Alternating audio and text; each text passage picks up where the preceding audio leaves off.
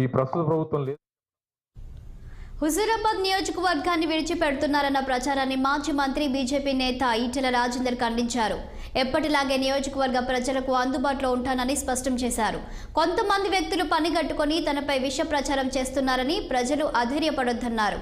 కమలాపురంలో ఏర్పాటు చేసిన బీజేపీ ముఖ్య కార్యకర్తల సమావేశానికి హాజరైన ఈటెల పార్టీ ఆదేశానుసారం లోక్సభ ఎన్నికల్లో పోటీ చేస్తానని అన్నారు.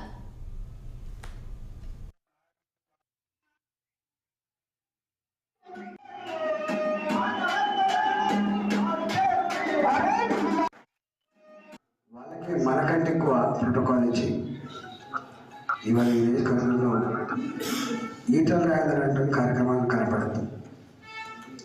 ఇది మీకు అర్థం కావు.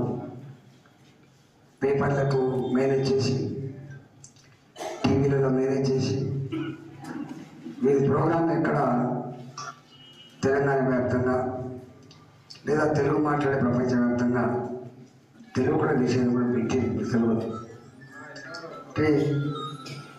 ప్రతిపక్ష పార్టీలు కానీ లేదా అధికారంలో పార్టీ కానీ ఎట్లా వీళ్ళని ఆపాలి, వీళ్ళకి పేరు వచ్చింది, వీళ్ళకు ఒక చరిత్ర ఉంది, ఒరవడి ఉంది.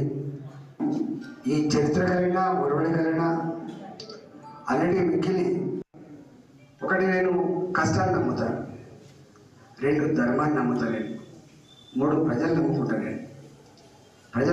నేను, కాబట్టి ప్రజలు నమ్ముకున్న నేను, ధర్మాన్ని నమ్ముకున్న నేను, కష్టాన్ని నమ్ముకున్న నేను డెవలప్ పోయినాను కదా.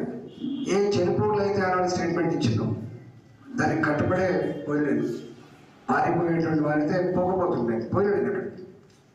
కానీ పోయింది ఏదో హుజూరాబాద్లో వదిలిపెట్టాలకో లేకపోతే